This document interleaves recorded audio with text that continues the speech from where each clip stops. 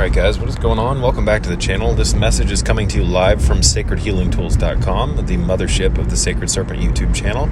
The website is currently under construction and there's minimal information on it currently, but it will be updated over time, and it is going to be there's going to be a forum, all sorts of stuff. So this is like the backup station, if you will, if my YouTube channel was ever taken down. sacredhealingtools.com. I want to talk a little bit about fasting, and I'm going to talk about intermittent fasting. And the two are relatively different. And I know if you're intermittent fasting, you're still technically fasting. But it takes a couple of days of consistent water fasting, or even juice fasting, to really get it so that you use up all the glucose storages, your liver glycogen, etc., and you convert to burning and roasting ketones. So the magic of fasting happens once you start entering into ketosis. And unfortunately for many people that are uneducated, they're not aware of this.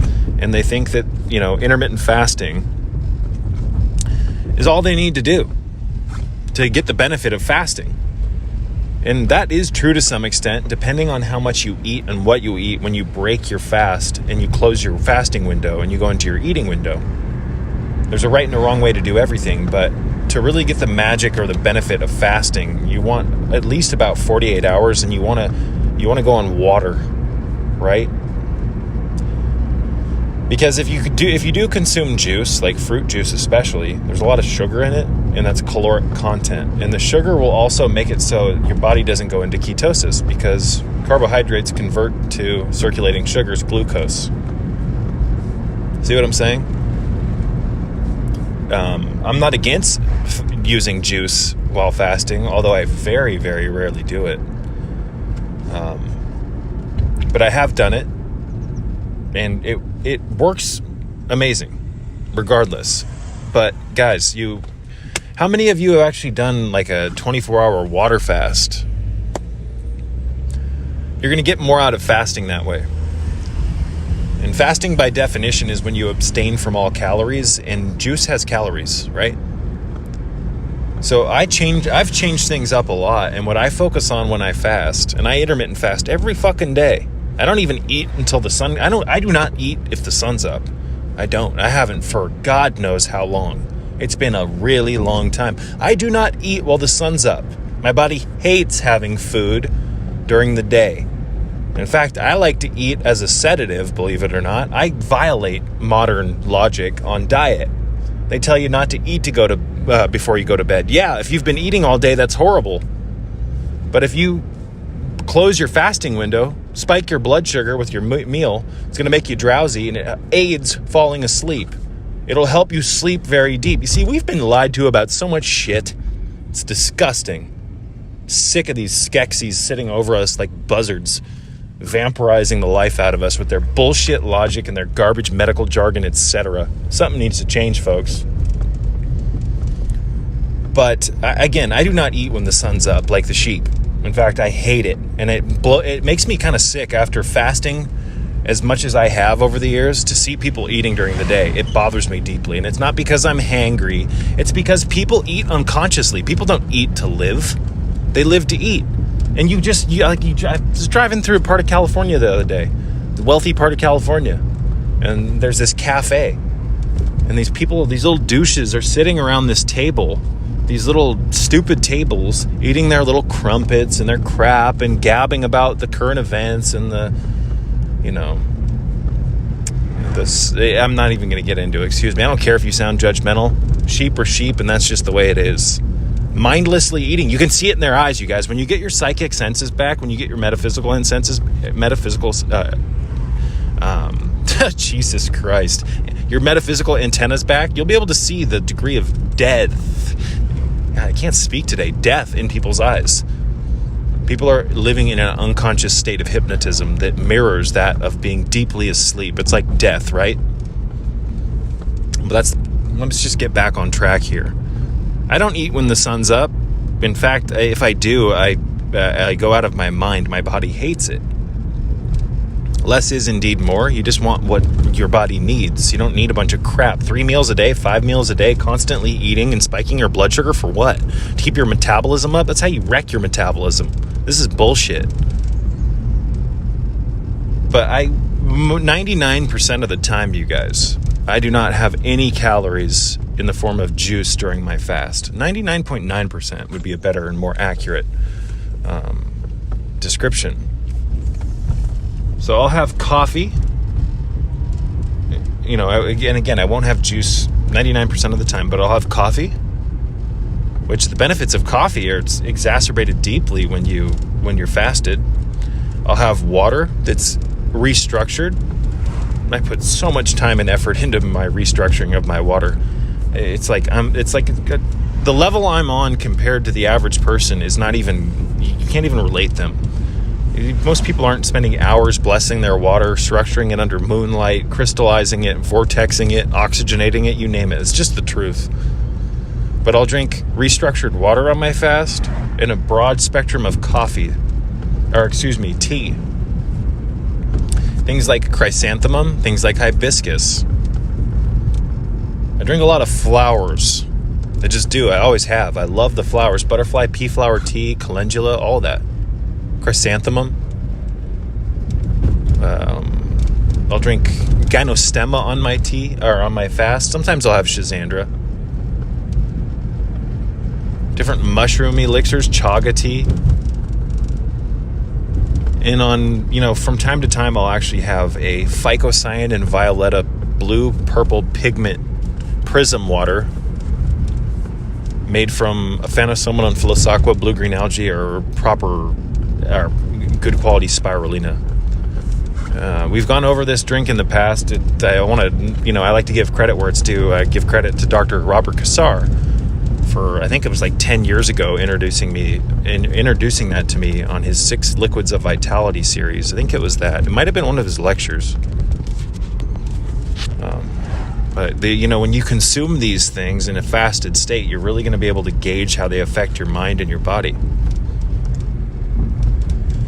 But again, fasting by definition is when you abstain from calories, and there's just too much juice or calories in fruit juice to, at least in my opinion, this Mercedes in front of me is bad fucking ass. Here, how would I say this? If you're just getting started in intermittent fasting, and intermittent fasting, for those who don't know, I should have stated this at the beginning, is when you fast for a predetermined amount of time, usually between 16 and 23 hours before you close the fast and open up what's known as your eating window. And that's when you eat your calories. And some people have a 1 hour eating window. People have a 2 or 3 hour, and then they close it and they go right back into the fasted state or fasting. Whereas fasting in and of itself, not intermittent fasting, but fasting is when you fast for a predetermined amount of time, usually 48 to 2 to 3 days minimum. It's a prolonged fast. Whereas intermittent fasting, you're usually only doing it for, again, 16 to 23 hours. Although I myself have done stuff similar to the snake diet, where you go 48 hours, 2 days before you eat, or 3 days before you eat.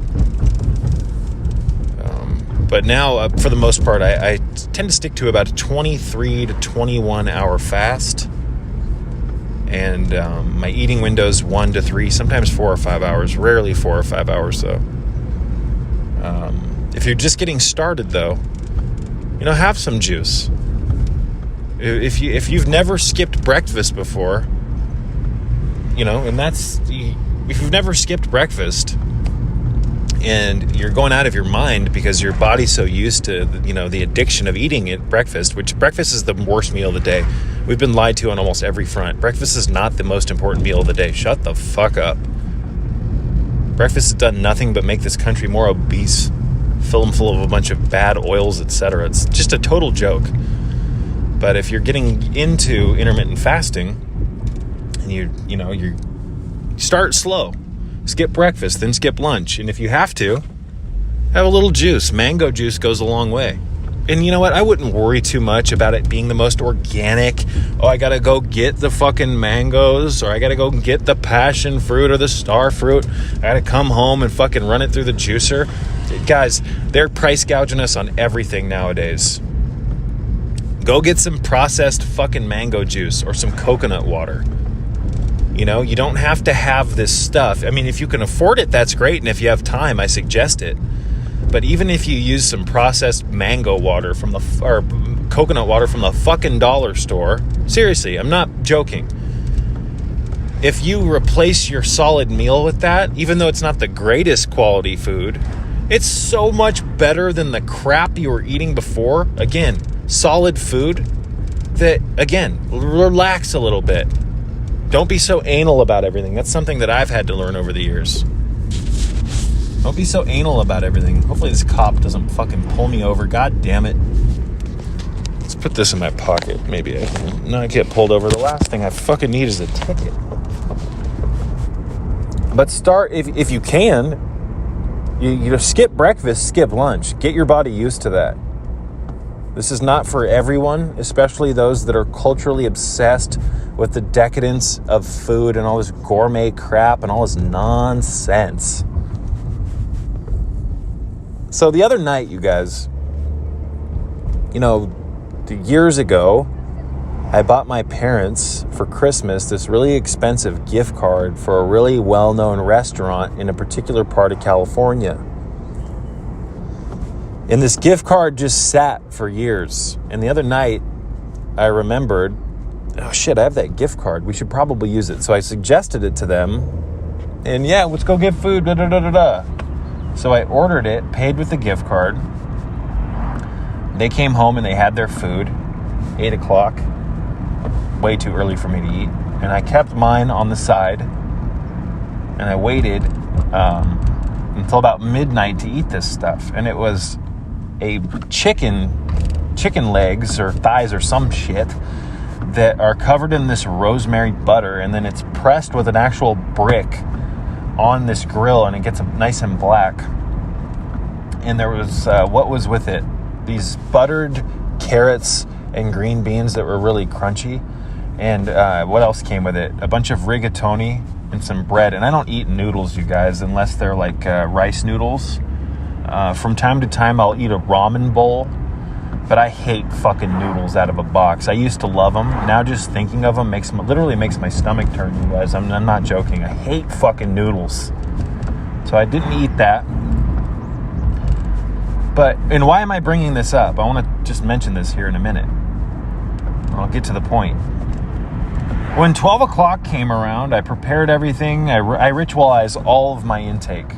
You'd be surprised at how much effort I put into that when I close my fasting window and I go into my eating window. I do Reiki on all my food. I do incantations. I light incense. Like, it's just extensive. I'm not going to get into it right now. But this is why I get more out of my food. It's because I spiritually pre-digest it through ritual. Many people are just putting food in their mouth without thought. It's fucking insane to me.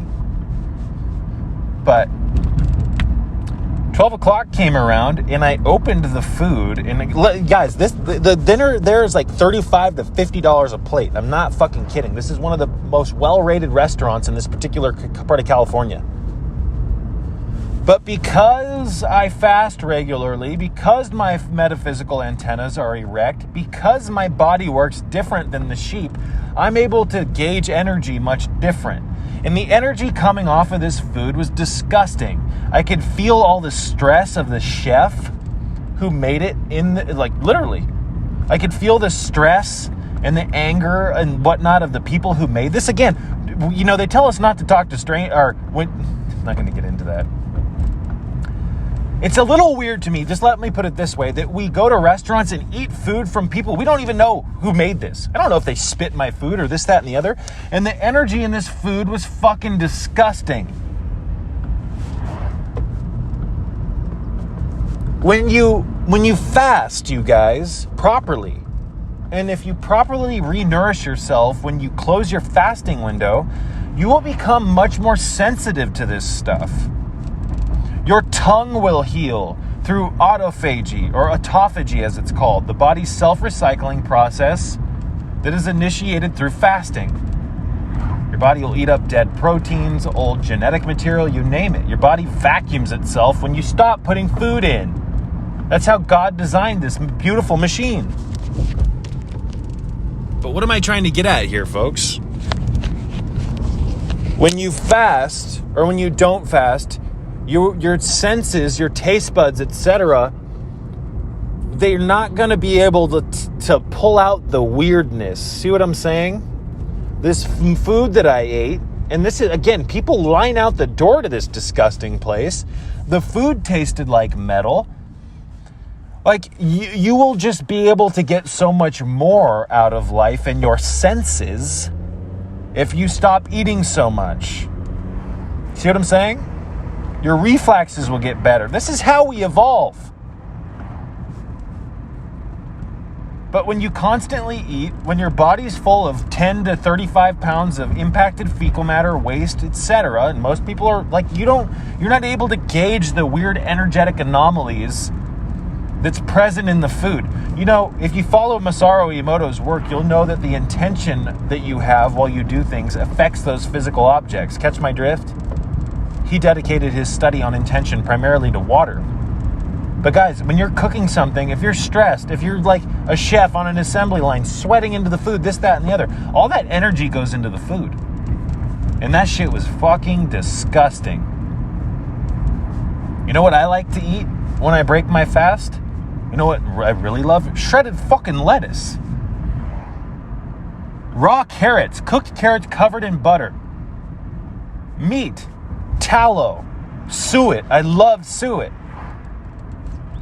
Potatoes, fish, hard-boiled eggs, soft-boiled eggs, real food.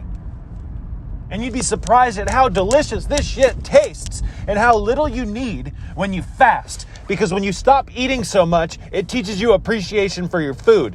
Your food will taste so much better if you struggle a little bit before it. And it's good to stress the body a little bit by not eating. I don't care how many fucking idiots out here on YouTube will say otherwise and tell you to eat all their white sugar and all their crap. Excuse me. There's a lot of people doing this right now. I'm not going to name any names, but some of you might know who I'm talking about. Promoting all this crap and this maple syrup and all this nonsense. Because you don't have the willpower to get through a fasting period, you want to promote constant eating? Jesus Christ. Excuse me, guys. I'm getting worked up here. I apologize. You will, like, you guys, when I used to eat all the time, if I had a salad, for instance, for dinner after I ate, it didn't taste all that great. Right? Wasn't all that appreciative because I didn't have to work for it. But now when I break my fasting window, I'll take a giant handful of cabbage, raw cabbage, and raw carrots, this, that, and the other. And my God, after I fast that long, raw cabbage tastes so fucking good. And I'll take some homegrown limes or lemon juice and just squeeze it over the cabbage. I don't need oil. You only need oil if you fucking eat all the time and you've gotten used to eating like that. See what I'm saying? Less is more. But I'll cover fucking my cabbage with lime juice, lemon juice from the garden, and then I'll take some salt-free seasoning, just a mixture of herbs that I got from the fucking dollar store. It's not organic, this, that, and the other, but you know what? It works. I'm into eating cheap. I'm into a food. I love doing things in a grassroots fashion. You can live so cheap and be so healthy. I don't need to hear it from any of the damn sheep. Many of these idiots, they're spending $100 on, like, you're not, excuse me, I'm not even going to get into that. You know how good raw vegetables taste when you're fasted and you break your window? Especially, like, I'll take a bite, I'll cook a steak, or I'll make tuna tartare. You take a bite of that stuff, and then you take a big old handful of your seasoned raw cabbage or vegetables. My God. And then you'll have a sweet potato. I like to overcook my sweet potatoes, or cover them in butter, or just regular potatoes full of potassium. My God, you guys. You see, you get so much more out of food when you earn it. Catch my drift? And like I said, this is just your taste buds they're evolving. They're getting better, right? If you eat all the time and you're not hungry before you eat, you're simply not going to get all that much out of it. It's like, it's going to taste good probably, but after a 23-hour fucking fast, 100 push-ups and a short run around the neighborhood and some, resistance training, my God, I'm so appreciative just to have a handful of fucking cabbage. Fasting will fucking teach you appreciation for your food. You ever think about it this way? Think about it this way. Imagine for a second, in your mind's eye, a picture of the average American who's completely unhealthy, obese, doesn't exercise, eats like shit, no enzymes in their diet, you name it. Now imagine next to them a lifetime of food that they've eaten, right? It's going to be a skyscraper, literally. If you look at all the food the average American eats and then compile it next to him or her, it is a giant pile that is megalithic. It's disgusting. Now, on top of that, imagine next to the food pile, the pile of shit that they're shitting out from all that food. Again, the shit pile is going to be just about as big as the fucking food pile. We are so overfed willingly here. It is sick. You people, don't tell me. I'm so sick of hearing people, I'm hungry. I'm starving. You've never been hungry in your life, fool. I can go 7 days without food and be just fine, you crybaby bitch. Shut up. I'm so sick of these whining bitches, these adult babies, and these are the idiots that run the companies, etc. This is madness of the highest caliber, folks. But imagine that. Imagine the piles. And most of them are not appreciative for anything.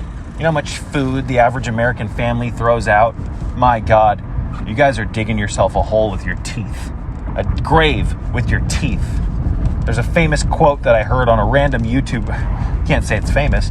Years ago, I found a fucking random YouTube video, I could never find it again, of this Jamaican guy, I think he was, saying, "Be careful what you eat with, man. You dig a grave with your teeth, man." Again, be careful what you eat, man. You dig a grave with your teeth, man. It's fucking true. You derive power from proper eating. You hone your spiritual path and begin to raise and stimulate Kundalini by what you eat. And more importantly, how you eat and when you eat. In my opinion, and this is just my opinion and it goes against the grain, we are not designed to eat while the sun's out. No. But Brandon, what if I'm going to be working out? I need lots of explosive energy. I need food. No, you'd be better off with a cup of mango juice if you really need carbohydrates, circulating sugars for energy. But what you'll find, you guys, is that the more you fast and the more you get comfortable with it, the more you thinking you don't have energy, it's actually an emotional, mental hang-up. It's an archon, if you ask me, trying to influence you to go back to your old ways. Intermittent fasting is very powerful if it's done properly, and you've got to get used to it. There's hormonal changes that happen when you stop eating so much. It's a shift that has to take place, you guys. It takes time, but you can do it. If I can do it, anyone can. Anyways, this is just a random rant about intermittent fasting and the piggish nature of the sheep in this country. It makes me sick. We have more obesity here than any other country. Regardless of all the healthcare too and the trillions, I think we spend like $2.8 trillion a year on healthcare. And nothing's getting healed, folks. Nothing. In fact, doctors, and I want to give credit where it's due, Peter Glidden originally said this. He was taught under, I believe, Dr. Joel Wallach. Jesus Christ, where was I going with that? Damn it, I just had a brain fart, you guys. Hold on. Hopefully it'll come back to me. Damn it! What the hell was I gonna say? Yeah, watch. I'm gonna right when I stop recording the video, I'll remember. Yeah, I don't remember what I was gonna say, you guys. Unfortunately, but check out Peter Glidden regardless. He also had a famous quote that said that doctors are like colorblind art critiques. They see only in black and white. Yep, it's very, very true. They don't see the color holding everything or molding everything together, and that's a fucking problem, folks. It's a fucking problem. So, one of the reasons, let me just throw this in before we wrap this up. One of the reasons why people get so hungry when they start intermittent fasting is because they have hormonal changes that have pleomorphed to their eating schedule. So their body's like, well, it's like when you stop smoking cigarettes, it's like, where's the cigarette? Where's the cigarette? Your body will send you signals. There's some stress involved in this shift, but if you can get through it, it'll be very beneficial. But, this is you time. You'll find that you'll have much time to do what you need to do when you stop eating so much. Eating takes a lot of digestion. Digestion takes a lot of bodily fortitude. When you stop doing that, you can ferry the same energy that would be used for digestion into the metamorphosis process. See what I'm saying? And my God, treat yourself like a king or a queen. Only put the best fluids in you that you can afford in your system. And if that's dollar store fucking coconut water, that's fine. Put it in a chalice and bless it. Work with the work of Masaru Emoto. And over time, you guys, what you'll find is, how would I say it? One of the reasons why you get so hungry when you start intermittent fasting for the first time is because your stomach's all fucking stretched. Most of us eat so much that we've actually stretched our stomachs. A proper eating schedule and fasting window will help you regain proper pliability in the size of your stomach. See what I'm saying? Anyways, I'm going to wrap this one up. I love you all. Peace be with you.